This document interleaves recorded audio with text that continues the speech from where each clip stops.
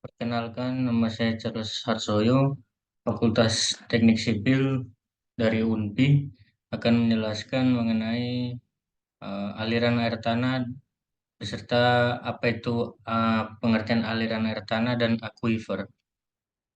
Air tanah adalah bagian air yang berada pada lapisan permukaan tanah. Kedalam Kedalaman air tanah tidak sama ada setiap tempat tergantung pada tebal tipisnya lapisan permukaan di atasnya dan kedudukan lapisan air tanah tersebut. Permukaan yang merupakan bagian atas dari tubuh air disebut permukaan freatik. Volume air yang meresap ke dalam tanah tergantung pada jenis lapisan batuannya.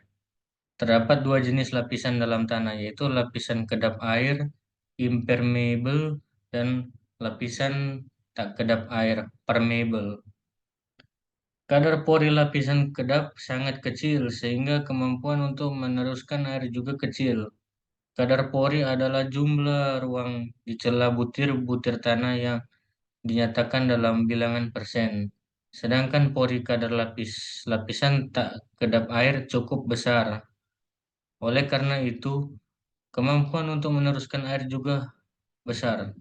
Air hujan yang jatuh di daerah ini akan meresap ke bawah sampai berhenti di suatu tempat setelah tertahan oleh lapisan yang kedap. Contoh lapisan tembus air ialah pasir, padas, kerikil, dan kapur. Lapisan-lapisan ini merupakan tempat-tempat persediaan air yang baik karena merupakan tempat berkumpulnya air sehingga pada lapisan-lapisan tersebut terbentuk tubuh air. Oke, kita langsung saja bahas ke kondisi zonanya. Zona air tanah dibagi menjadi dua zona, yaitu zona air berudara atau zone of aeration. Zona ini adalah suatu lapisan tanah yang mengandung air yang masih dapat kontak dengan udara. Lalu ada zona air jenuh, zone of saturation. Zona ini adalah suatu lapisan tanah yang mengandung air tanah yang relatif tak terhubung dengan udara luar dan lapisan tanahnya atau aquifer bebas. Lalu air tanah pretis adalah air tanah yang letaknya tidak jauh dari permukaan tanah serta berada di atas lapisan kedap air atau impermeable. Lalu air tanah artesis adalah air tanah yang letaknya jauh di dalam tanah, di antara dua lapisan batuan yang tidak dapat ditembusi air oleh lapisan kedap air. Nah, ini adalah eh, air tanah dapat dibagi menjadi dua jenis. Lalu air tanah secara hidrologis air di bawah permukaan tanah dapat dibedakan menjadi dua, yaitu menjadi air pada daerah tak jenuh, lalu air pada daerah jenuh. Lalu aliran air tanah dapat dibedakan menjadi aliran aliran laminar, yaitu partikel-partikel airnya bergerak sejajar dengan kecepatan relatif lambat. Aliran turbulen, aliran yang partikel-partikelnya bergerak secara berputar, biasanya mempunyai kecepatan yang besar.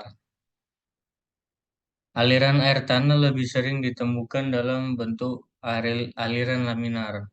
Aliran air tanah secara laminar ini dapat dibedakan jadi dua, yaitu aliran tetap atau aliran tunak, steady flow, yaitu aliran tetap yang tidak berubah karena waktu.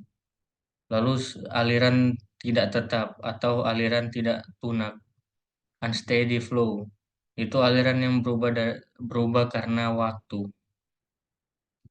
Berdasarkan kondisi fisik batuan dalam kaitannya dalam kemampuan batuan untuk menyimpan air tanah, maka terdapat beberapa istilah. Nah, aquifer, suatu formasi batuan yang mengandung cukup bahan yang lulus dan mampu melepaskan air dalam jumlah yang berarti ke sumur atau mata air. Ini dapat diartikan formasi tersebut mempunyai kemampuan menyimpan dan melakukan air.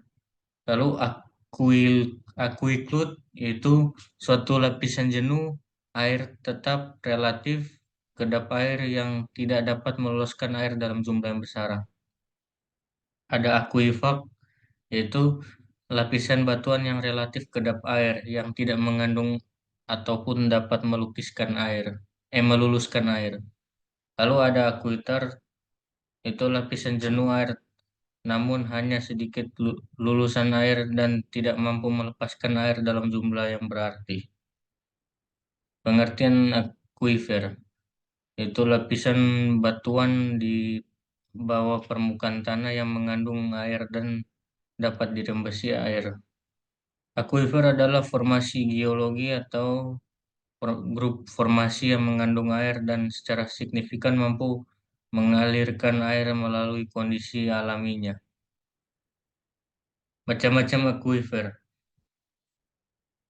Ada akuifer bebas, yaitu lapisan lolos air yang hanya sebagian terisi oleh air dan berada di atas lapisan kedap air. Lalu ada akuifer tertekan, yaitu akuifer yang seluruh jumlah airnya yang dibatasi oleh lapisan kedap air baik di atas maupun di bawah serta mempunyai tekanan jenuh lebih besar daripada atmosfer. Lalu ada ketiga itu akuifer semi tertekan, yaitu akuifer yang seluruhnya jenuh air, di mana bagian atasnya dibatasi oleh lapisan semi lolos air, di bagian bawahnya merupakan lapisan kedap air. Yang keempat, akuifer semi bebas. Akuifer yang bagian bawahnya merupakan lapisan kedap air, sedangkan bagian atasnya merupakan material berbutir halus, sehingga pada lapisan penutupnya masih memungkinkan adanya gerakan air. Dengan demikian, akuifer ini merupakan peralihan antara akuifer bebas dengan akuifer semi tertekan. Dan berikut ini istilah yang digunakan dalam menamakan karakteristik suatu formasi batuan. Ada akuit, ada akuitart, ada aquifer. Itu definisinya sama. Aklut yaitu geologi yang mungkin mengandung air, tetapi dalam kondisi alami tidak mampu mengalirkannya. Misalnya lapisan lempung. Untuk keperluan praktis, akuit dipandang sebagai lapisan kedap air. Lalu akuitar yaitu formasi geologi yang semi kedap, mampu mengalirkan air tetapi dengan laju yang sangat lambat jika dibandingkan dengan akuifer. Akuifer merupakan formasi kedap yang tidak mengandung dan tidak mampu mengalirkan air. Kesimpulannya, aliran air tanah bagian air yang berada pada lapisan permukaan.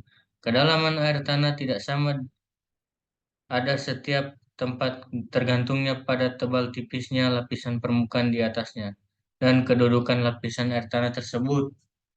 Aquifer adalah lapisan batuan di bawah permukaan tanah yang mengandung air dan dapat dirembesi air. Menurut Grossman dan Reader dalam Utaya bahwa macam-macam aquifer sebagai berikut. Ada aquifer bebas, aquifer tertekan, so, aquifer semi tertekan, aquifer semi bebas. Dan itu yang mungkin saya dapat jelaskan mengenai aquifer dan uh, aliran air tanah. Terima kasih.